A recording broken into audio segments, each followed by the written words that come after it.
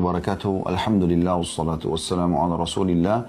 Segala puji dan puja kehadirat Allah Subhanahu wa taala, juga salawat dan taslim kepada Nabi besar Muhammad sallallahu alaihi wa ala alihi wa sahbihi wasallam. Ketemu lagi teman-teman di bedah buku kita yang sudah sering kita rutinkan sebulan 2 kali, yaitu kiat-kiat hijrah dari kemaksiatan dan istiqamah dalam ketaatan. Dan kita berada dalam bab yang salah satu dari bab-bab yang mulia yang dibahas di sini adalah berusahalah selalu beristighfar. Saya mengingatkan kembali teman-teman sekalian statement para salafus salih tentang masalah istighfar, dan ini sudah pernah kita sampaikan untuk mengingatkan kembali. Istighfar ini luar biasa teman-teman sekalian. Luqman al-Hakim pernah menasehati anaknya sambil dia mengatakan, sesungguhnya wahai anakku, Allah memiliki waktu, beberapa waktu yang Allah khususkan untuk mengijabah permintaan hambanya. Maka usahakan di waktu-waktu itu engkau beristighfar.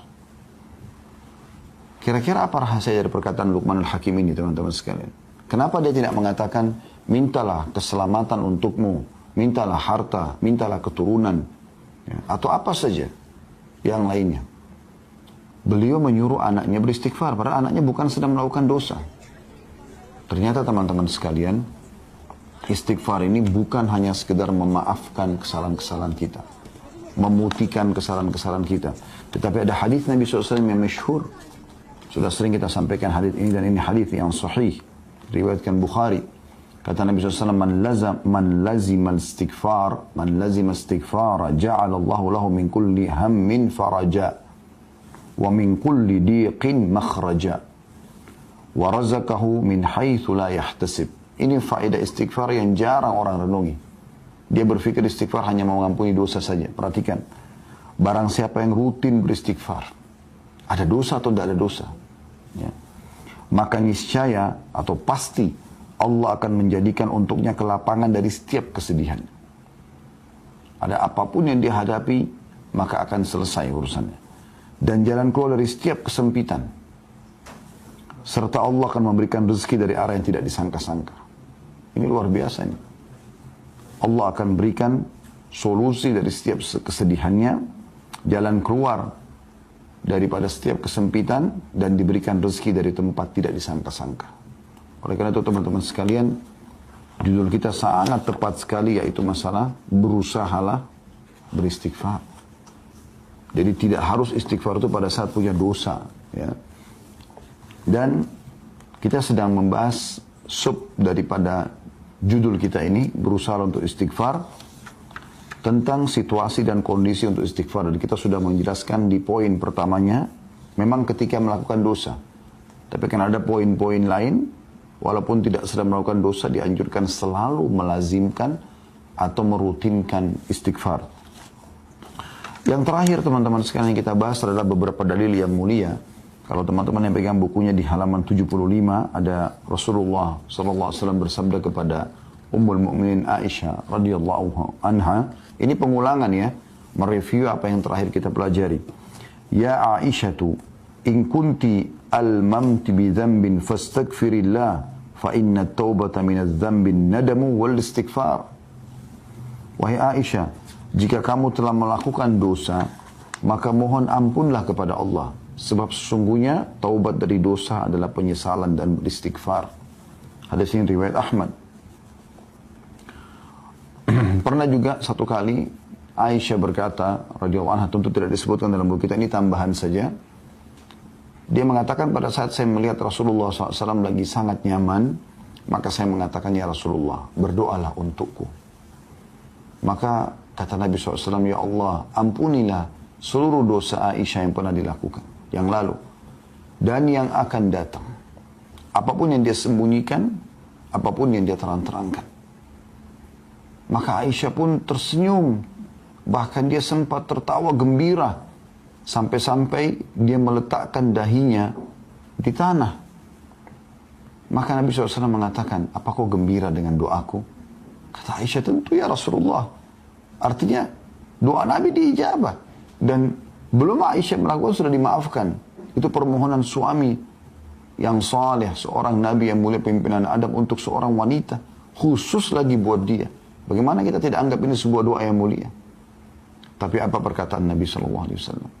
Ketahuilah wahai Aisyah, doa yang sama aku ucapkan untuk seluruh umatku setiap kali aku sholat. Sallallahu alaihi wasallam. Ini kemuliaan yang luar biasa. Berarti walaupun Nabi SAW tidak bertemu dengan kita, beliau memohon kepada Allah agar dosa-dosa kita dimaafkan. Juga hadis yang terakhir yang sempat kita bahas teman-teman sekalian adalah tentang bahayanya dosa itu. Karena dia akan menjadi sebuah titik kelam dalam hati yang otomatis akan mengacaukan hati yang merupakan mahkota daripada tubuh kita.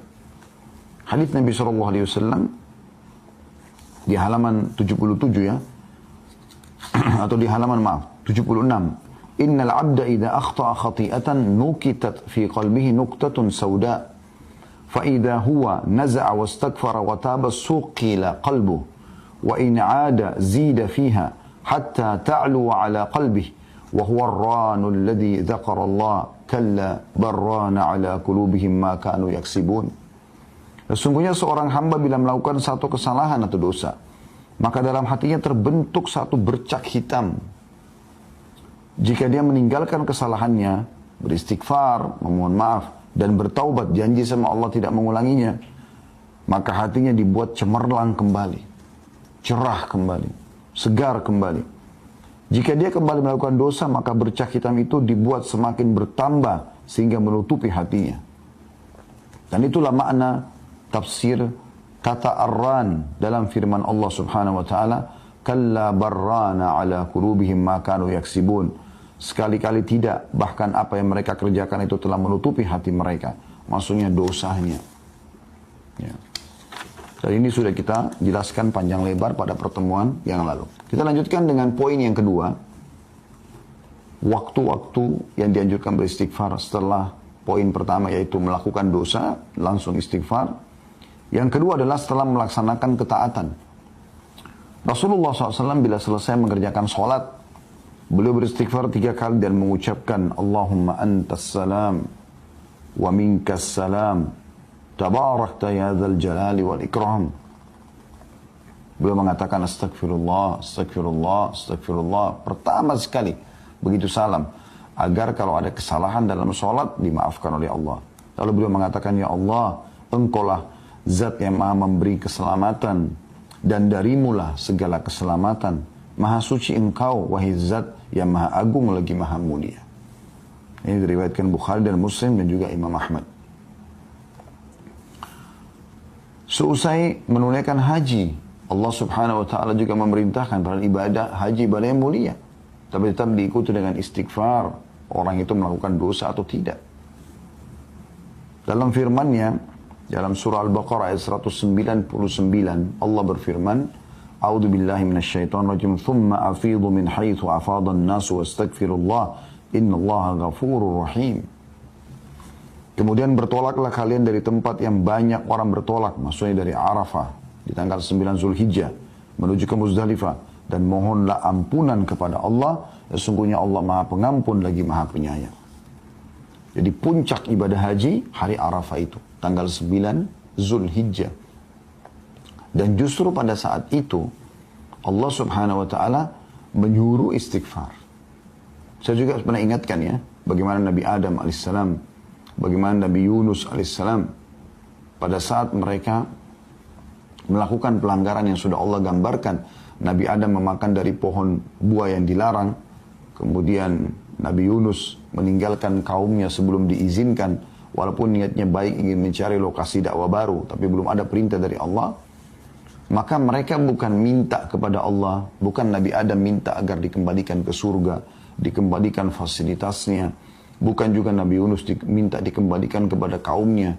Keduanya langsung mengucapkan permohonan maaf kepada Allah. Nabi Adam AS mengatakan, Rabbana zalamna anfusana. Ya Allah, kami telah menzalimi diri kami dengan pelanggaran ini. Wa in lam taghfir lana wa tarhamna lanakunanna minal khasirin. Kalau kau tidak maafkan kami, memaafkan kami, ya. Wa in lam taghfir lana wa tarhamna, dan kau kasihani kami, lanakunanna minal khasirin, kami pasti akan termasuk menjadi orang-orang yang rugi. Kemudian Nabi Yunus AS mengatakan apa? La ilaha illa anta subhanaka inni kuntu minadh dhalimin. Tidak ada Tuhan yang berhak disembah, tidak ada tempat saya bergantung ya Allah, sesungguhnya aku termasuk orang-orang yang zalim. Tapi aku mengakui kesalahanku.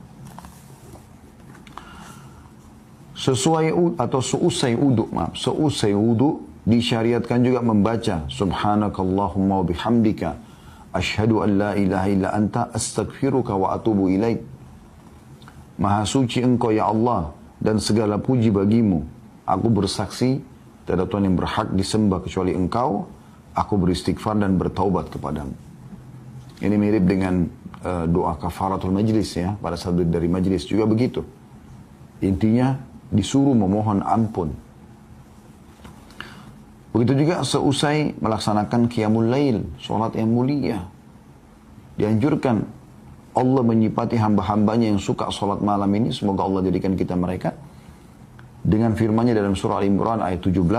A'udzu billahi minasyaitonir rajim wal mustaghfirina bil ashar.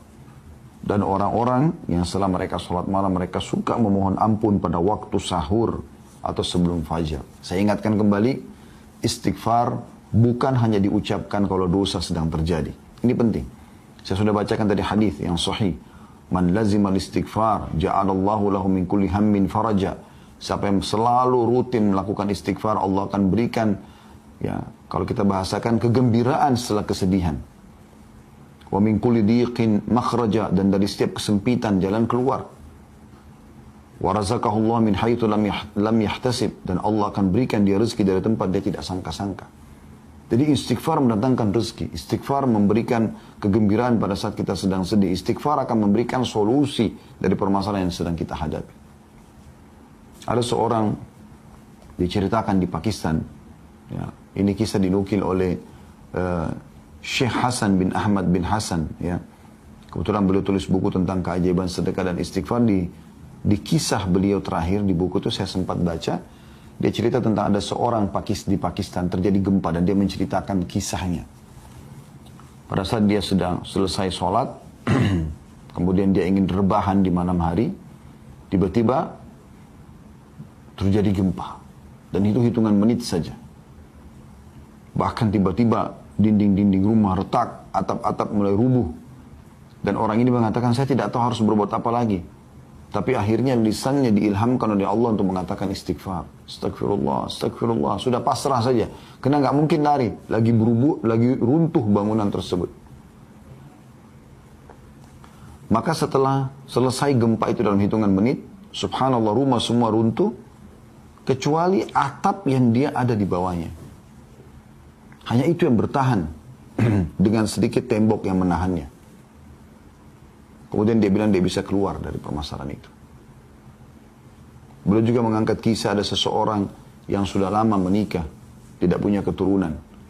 Lalu dia komitmen dengan istrinya, sekarang kita perbanyak istighfar. Bukan istighfar saja, perbanyak istighfar dengan kehadiran hati, lalu mohon kepada Allah Subhanahu wa Ta'ala. Setelah mereka komitmen, dan keajaiban terjadi setelah 10 tahun atau sekian tahun menikah tidak punya anak, hamil, punya anak. Lalu begitu selesai masa nifas, suaminya mengatakan, saya mengingatkan, kebetulan dia berikan nama anak pertama Yusuf, maka dia berjulukan Abu Yusuf sekarang karena sudah punya anak. Istrinya Ummu Yusuf, dia mengatakan, saya ingat kalau Ummu Yusuf, kita sudah lama nggak punya anak. Bagaimana kalau kita praktekkan lagi istighfar ini dengan kehadiran hati, dengan serius, perbanyak, supaya kita diberikan anak yang kedua. Dan betul setelah masa nifas itu hanya beberapa hari, terhitung sudah hamil lagi. Terus saja begitu sampai mereka punya beberapa orang anak.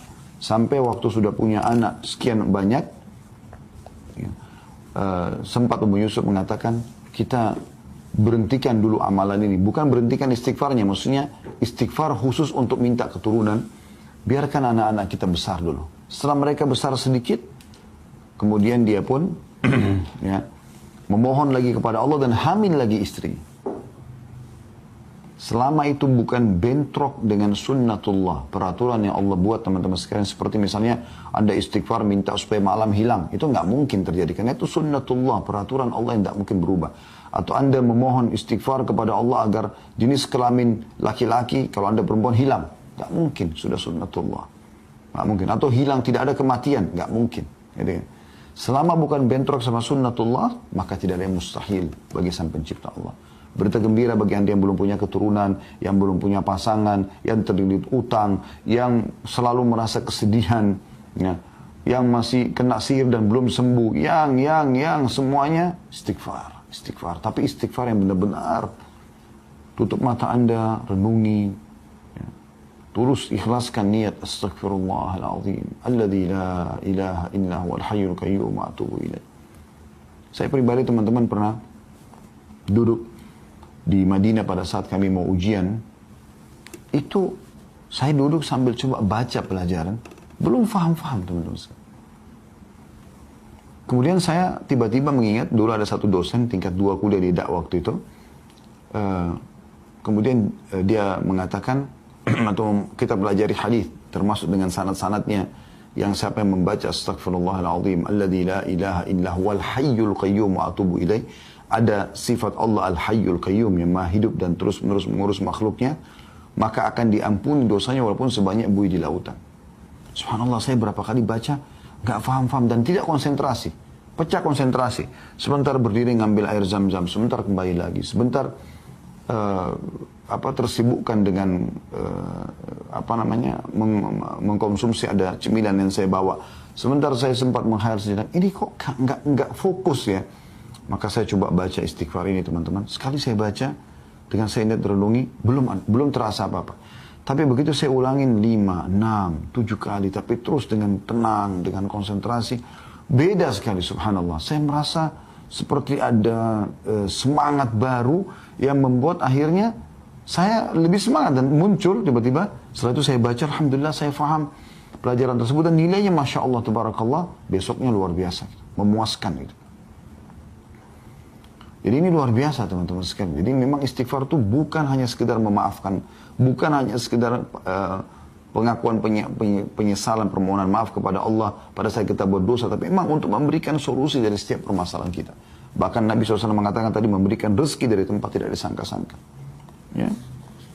Kemudian beliau mengatakan juga Allah memerintahkan kepada nabinya Sallallahu Alaihi Wasallam, Nabi Muhammad SAW, di akhir dakwah beliau dalam menyebarkan agama Allah dan kesungguhan beliau di jalannya untuk beristighfar. Nabi Muhammad SAW sudah berdakwah, sudah dengan pengorbanan luar biasa, Allah tetap suruh ikutkan dengan istighfar. Jadi istighfar sekali lagi, saya ulangi, bukan hanya sekedar kalau kita berbuat dosa, tapi rutinkan, berusaha agar selalu istighfar setiap saat. Karena manfaatnya besar sekali. Perhatikan Allah jelaskan dalam Al-Quran, dalam surah An-Nashr, ya, surah An-Nasr, An-Nasr ya, kemenangan. Ayat 1 sampai ayat 3. A'udzubillahi minasyaitonirrajim. Idza ja'a nasrullahi wal fath wa ra'aitan nasa yadkhuluna fi dinillahi afwaja fasabbih bihamdi rabbika wastaghfirhu innahu kana tawwaba. Ya. Yang artinya apabila telah datang pertolongan Allah dan kemenangan, apabila telah datang pertolongan Allah dan kemenangan, dan engkau melihat hai Muhammad manusia berbondong-bondong masuk agama Allah, maka bertasbihlah ya, kepada Tuhanmu dengan memuji Tuhanmu dan memohon ampunlah, istighfarlah, sesungguhnya Dia Maha menerima taubat hamba-hambanya. Ibnu Qayyim rahimahullah berkata, orang-orang yang mempunyai tekad dan basirah ya, lebih sering beristighfar, maksudnya petunjuk dari Allah ini, lebih sering beristighfar setelah melaksanakan amalan-amalan ketaatan, karena mereka melihat kekurangan diri mereka dalam menjalankan ketaatan-ketaatan itu, dan tidak mengerjakan amalan-amalan tersebut karena Allah sebagaimana yang layak bagi kemuliaan dan keagungannya. Dan seandainya tidak ada perintah, tentu tidak ada seorang pun berani melakukan ibadah ini, dan dia tidak rela dengan hal itu bagi tuannya. Ini maksudnya adalah perkataan Ibnu Qayyim rahimahullah, harusnya kita ini walaupun kita sudah merasa maksimal dalam mengerjakan ibadah. Contoh misalnya kita sholat wajib. Kita sudah berusaha untuk khusyuk, menjaga gerakan, menjaga bacaan. Tapi setelah salam, yang pertama diucapkan istighfar. Tadi sudah kita sebutkan itu. Jadi itu ajaran Nabi SAW. Berarti memang ada sesuatu dengan istighfar ini. Tadi sudah kita sebutkan, setelah haji, setelah sholat malam, ya, semua disuruh istighfar. Bahkan Nabi SAW, tadi dalam surah An-Nashr kita baca, surah An-Nasr maaf, ya, kadang-kadang lisan kita ya, salah dalam mengucapkan, bukan disengaja ya. Kalau Nashr itu menyebarkan, An-Nasr itu kemenangan, kayak ini An-Nasr, pakai shad. Maka dalam surah An-Nasr, Allah subhanahu wa ta'ala menekankan masalah itu. Pada saat Nabi SAW berhasil menaklukkan kota Mekah.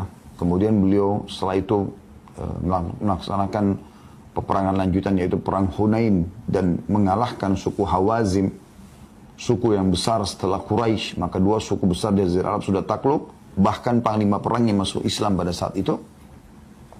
Kemudian beliau menuju ke Tabuk, ya, menyerang wilayah Romawi. Setelah beliau pulang, bisa dikatakan hampir seluruh Jazirah Arab takluk kepada Nabi SAW. Maka pada saat itu manusia berbondong-bondong datang. Ada yang memang karena hatinya tersentuh mendapat hidayah Islam, ada yang takut kepada kaum muslimin. Maka manusia berbondong-bondong datang masuk Islam.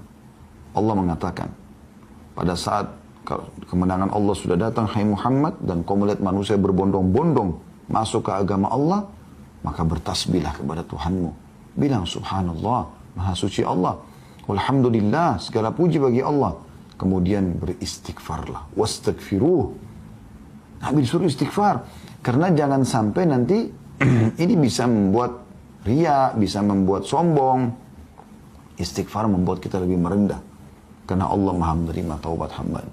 Makanya Nabi Muhammad SAW pada saat masuk ke Mekah, beliau menundukkan kepalanya SAW yang mulia sampai ya terlihat seakan-akan batang leher beliau ini ya, itu sama rata dengan bagian tengah kepalanya SAW, karena merendahnya kepada Allah Subhanahu wa taala.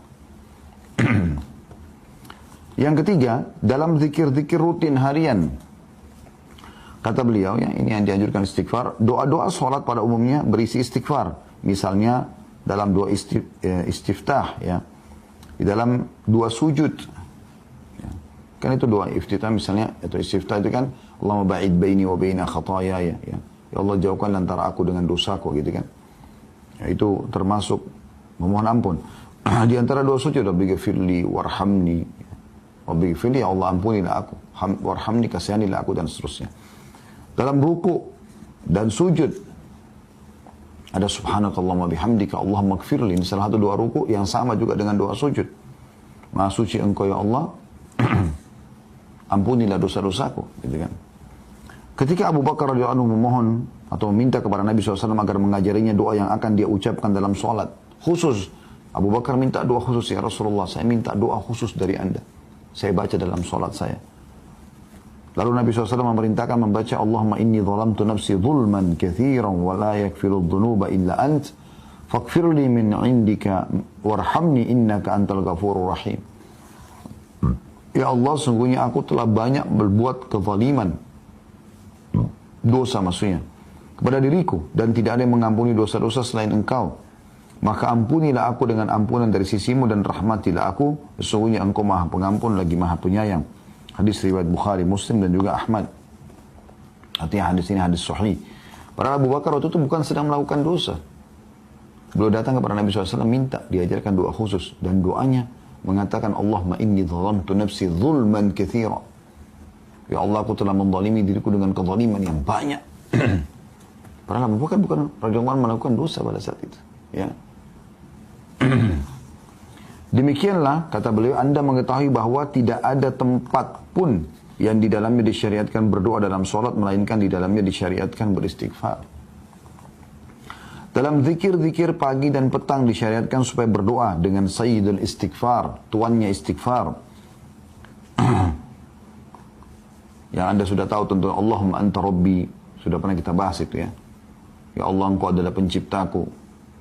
Allahumma anta rabbi la ilaha illa anta khalaqtani, tidak ada Tuhan yang berhak disembah kecuali engkau, engkau telah menciptakan aku. Wa ana abduka, aku adalah hambamu. Wa ana ala ahdika, dan aku selalu sesuai dengan perjanjian denganmu. Wa wa'dika, dan janji-janjimu. Mastata'tu, semampuku. A'udhu bika min syarri ma sana'tu, aku berlindung kepadamu dari semua keburukan yang aku lakukan. Abu'u laka bi ni'matika alayya, aku mengakui semua nikmatmu padaku. Wa abu'u bi dzambi, dan aku akui semua dosa-dosaku. Faghfirli, maafkanlah aku.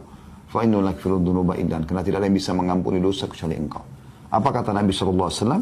Anda kalau pegang bukunya di situ, hadis riwayat Bukhari dan juga Ahmad, man qalaha minan nahari mukinan biha famata min yaumi qabla an yumsiya fahuwa min ahli jannah. Siapa yang membaca tadi itu, saya istighfar, tuannya istighfar yang baru saya sebutkan tadi, pada waktu siang atau pagi hari dengan meyakininya, betul-betul tulus baca mohon ampun dari Allah, lalu dia mati pada hari tersebut sebelum sore, maka dia termasuk penghuni surga. Lalu lanjutan hadisnya, wa man qala minal laili wa huwa muqinun biha famata qabla an yusbiha fa huwa min ahli jannah. Dan siapa yang mengucapkan ini di sore hari, di malam hari atau di petang atau di malam hari ya, dan dengan penuh keyakinan maka dia mati sebelum pagi hari, dia termasuk ahli surga. Yang keempat, anjuran beliau mengatakan senantiasa beristighfar setiap saat. Inilah wirid rutin Nabi SAW, padahal beliau telah diampuni dosanya yang telah lalu dan akan datang. Dari Al-Aghar Al-Muzani radhiyallahu anhu, dia mengatakan bahwasanya Rasulullah SAW bersabda, innahu la yughanu ala qalbi wa inni la astaghfirullah fil yawmi 100 marrah. Sesungguhnya terkadang hatiku tertutupi oleh sesuatu, dan sungguhnya aku beristighfar kepada Allah dalam sehari 100 kali. Hadis ini riwayat Muslim. Jadi kalau Nabi SAW istighfar 100 kali, Anda bagaimana? Kita bagaimana, saya dan Anda? Harusnya kita ikuti Nabi SAW. Padahal beliau sudah diampuni dosanya yang lalu dan yang akan datang. Juga dalam riwayat Abu Hurairah radhiyallahu anhu, dia menuturkan, aku mendengarkan Rasulullah SAW bersabda, wallahi inni la astaghfirullah wa atubu fil yawmi akthara min 70 marrah.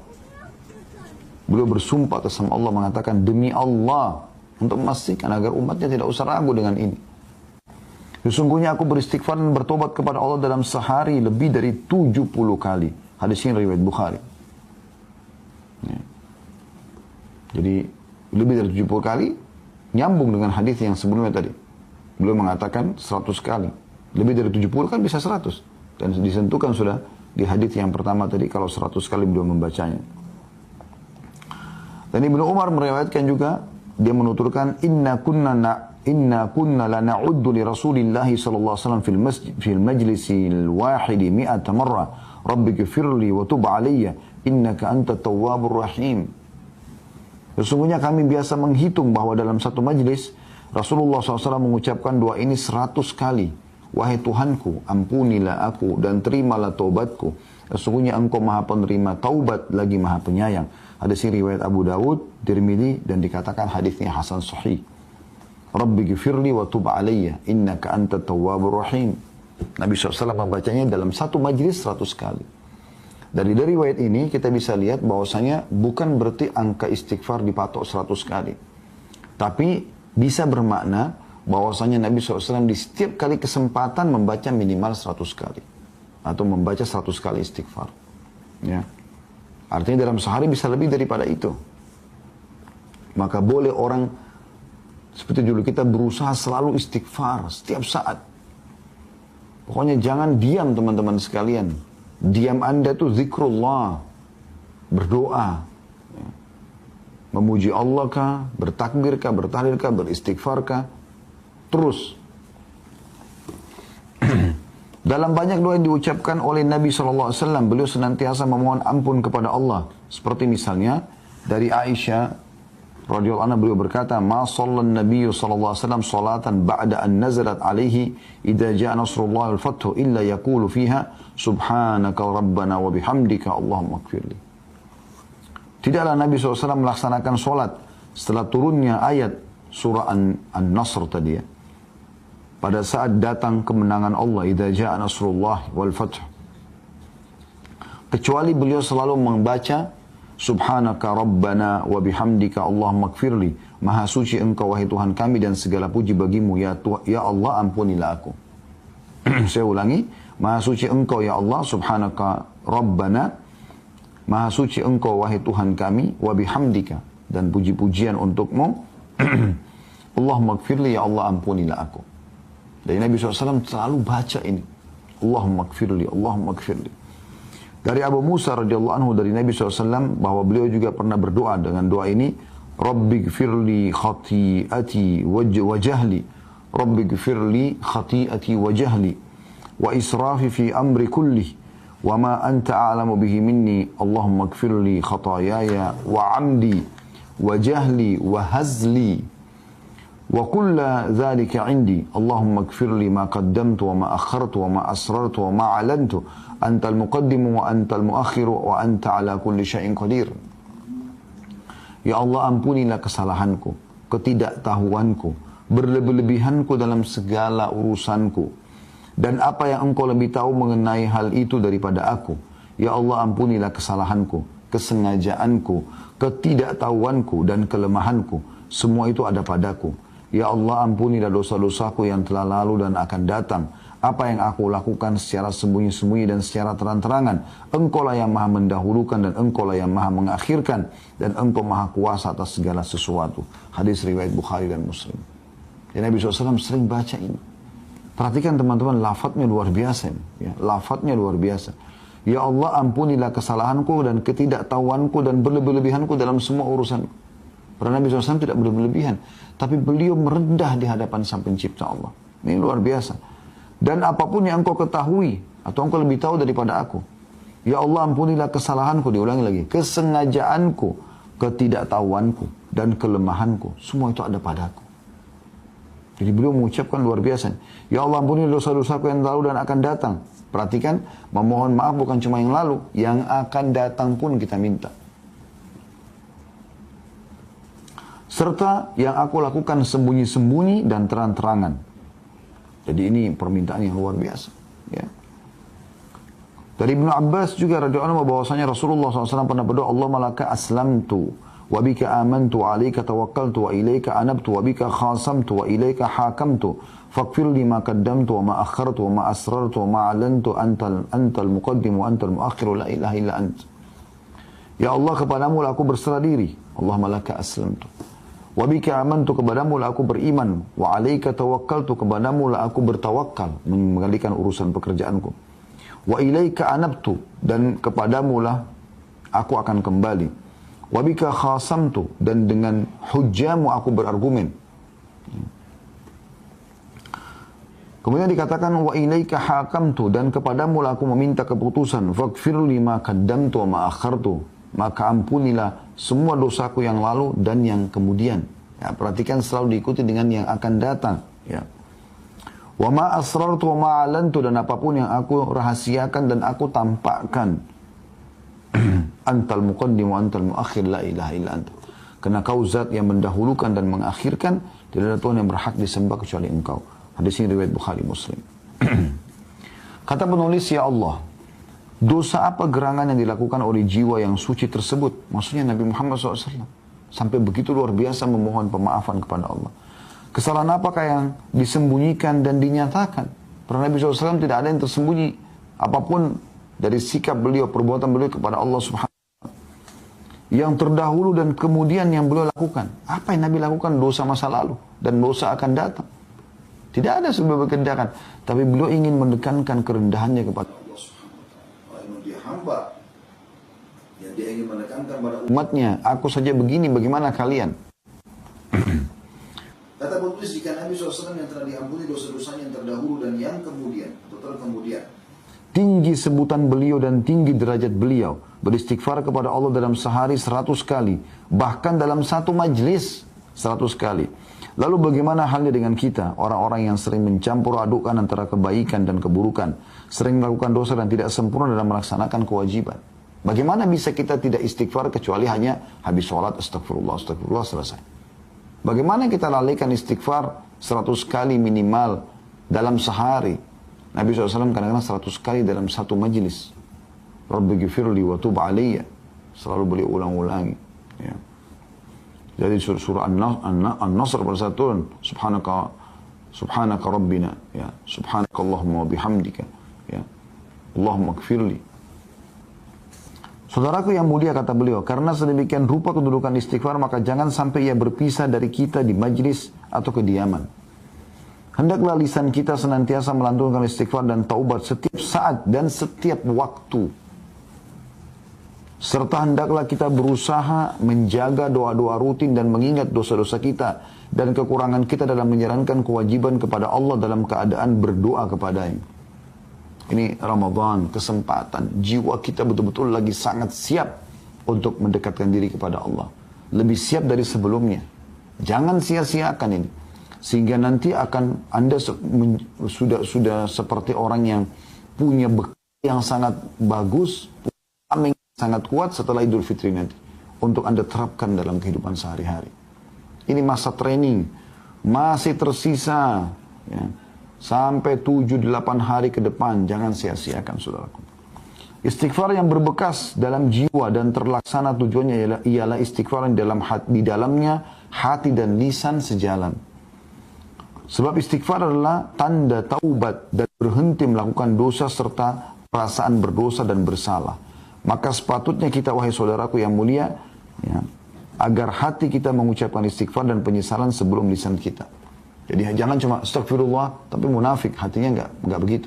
Enggak. Kalau perlu kata beliau, hati lebih dulu beristighfar, menyesali perbuatan sehingga lisan mengucapkan dengan tulus, aku memohon maaf kepadamu ya Allah. Astagfirullah wa atubu ilaih. Nikmatnya orang yang istighfar dan taubat itu luar biasa teman-teman. Tidak bisa dibeli dengan seluruh harta dunia. Anda pernah rasakan pada saat Anda buat dosa lalu Anda dulu di atas sejadah Anda menangis terisak-isak karena kesalahan tersebut? Saya yakin orang beriman akan pernah melalui itu. Bagaimana nikmatnya tangisan itu teman-teman. Demi Allah nggak bisa dibayar dengan seluruh harta dunia. Mahal, nikmat, tentram. Rasanya kita pada saat itu pun kalau mati siap bertemu dengan Sang Pencipta Allah. Kenapa kita nggak lakukan ini setiap saat? Semoga Allah mudahkan kita bisa melakukan istighfar selalu setiap saat dan taubat kepadanya. Sehingga selalu saja kita mendapatkan di buku amal kita, selalu ada istighfar. Ingat para salaf saleh mengatakan tidak ada sesuatu yang lebih dicintai oleh seseorang nanti yang menemani di kuburan dibandingkan istighfarnya. Sebagian mereka mengatakan kalau sungguh bahagia orang yang di buku amalnya setiap 2 baris dia temukan istighfar. Sehingga kalau ada kesalahan dimaafkan, ada kesalahan dimaafkan. Itu luar biasa. Kata beliau, istighfar wahai saudaraku yang mulia adalah Allah Maha Suci dan Maha Tinggi.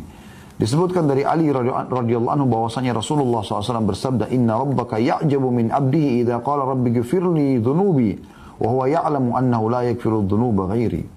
Sesungguhnya Tuhanmu kagum kepada hambanya. Allah kagum kepada siapa? Apabila seseorang mengucapkan, wahai Tuhanku, ampunilah dosa-dosaku. Sedangkan dia mengetahui bahwa tidak ada yang dapat mengampuni dosa melainkan aku, kata Allah. Hadis riwayat Abu Daud, Tirmidzi, dan dikatakan hadisnya hasan sahih. Allah kagum kepada kita. Siapa kita ini mau dikagumi oleh Allah? Kalau kita dikagumi oleh seseorang saja sosok mungkin yang juga punya nama, kita sudah sangat bangga luar biasa. Kalau nama Anda disebutkan di medsos oleh seseorang, Anda pasti bangga. Apalagi orang itu kalau terkenal.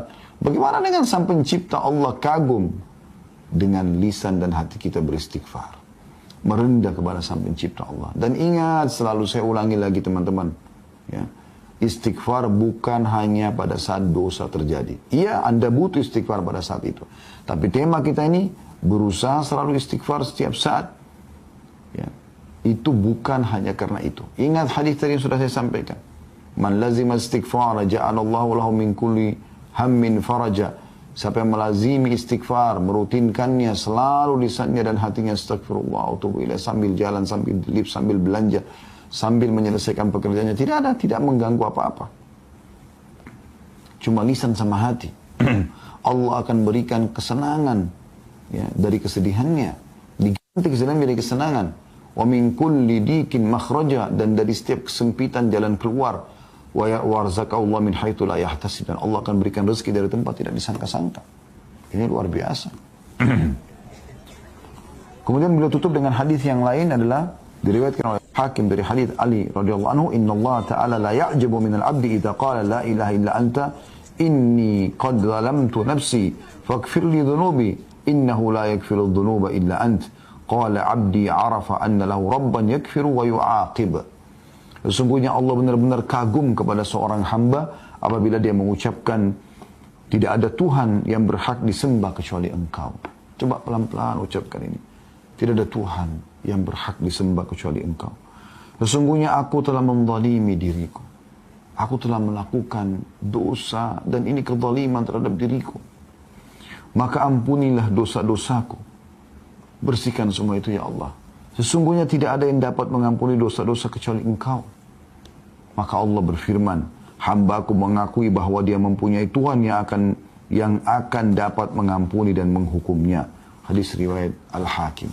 Dalam riwayat lain yang sudah kita bacakan ya, hadisnya, kalau Anda masih ingat, sebagai penutup, adalah ada sempat di halaman 77 ya, dari Abu Hurairah radhiyallahu anhu. Saya ingin teman-teman kita tutup dengan hadis ini. Diriwayatkan dari dalam Sahihain, riwayat Bukhari Muslim, bahwasanya Nabi SAW bersabda, Inna abdan asaba dhanban faqal Rabbi adnabtu faghfirli faqala rabbuhu alima abdi anna lahu rabban yakfiru dhanba wa ya'khudhu bihi ghafartu li abdi. Sesungguhnya seorang hamba melakukan dosa, maka dia berkata, wahai Tuhanku, aku telah melakukan satu dosa, ampunilah aku. Maka Tuhannya berfirman, Allah langsung merespon pada saat itu, hambaku tahu bahwa dia mempunyai Tuhan yang mengampuni dosa dan menghukum karenanya. Aku telah mengampuni hambaku ini. Nah, dia tulus, dia ikhlas mau kembali kepada Allah. Thumma makatha ma sya'allahu thumma asaba dzamban. Kemudian orang itu pun tinggal selama yang Allah kehendaki, maksudnya melalui umurnya. Kemudian dia beberapa waktu setelah itu melakukan dosa lagi. Faqala, ya, thumma makatha, kemudian dia tinggal, Masya Allah, sesuai yang Allah tentukan waktu untuk dia. Thumma asaba dzamban, kemudian dia berbuat dosa lagi. Faqala alima abdi anna lahu rabban yakfiru dzamba wa ya'khudhu bihi ghafartu li abdi. Kemudian dia ulangi lagi kalimatnya tadi, dia memohon ampun kepada Tuhan, lalu Allah mengatakan, hambaku mengetahui bahwasanya dia punya Tuhan yang mengampuni dosa dan memaafkan, maka aku telah ampuni hambaku ini. Kemudian dia terjerumus lagi dalam dosa. Tsumma asaba dzamban faqala rabbi aznabtu akhar faghfirli. Ya Allah, aku buat dosa lagi, nyesal lagi, ampunilah aku. Qala alima abdi anna lahu rabban yakfiru dzam wa ya'khudhu bihi. Hamba ini tahu kalau dia punya Tuhan yang bisa memaafkan dan akan membebaskannya. Qad ghafartu li abdi faly'amal ma syaa. Maka aku telah ampuni hambaku, maka dia boleh berbuat sekarang. Maksudnya silakan dia sekarang lakukan ketaatan, ya, karena memang aku sudah maafkan kesalahannya itu. Jadi subhanallah, dalam hadis yang lain juga, mohon maaf tadi saya katakan penutupan, tapi saya terlintas hadis ini juga mulia. Ya, kata Nabi SAW, beristighfar kepada Tuhan kalian, karena Tuhan kalian tidak akan pernah bosan sampai kalian bosan. Jangan pernah merasa dosa itu tidak dimaafkan. Selama Anda masih hidup, istighfar, bertobat, kesempatan mas. Allahu a'lam.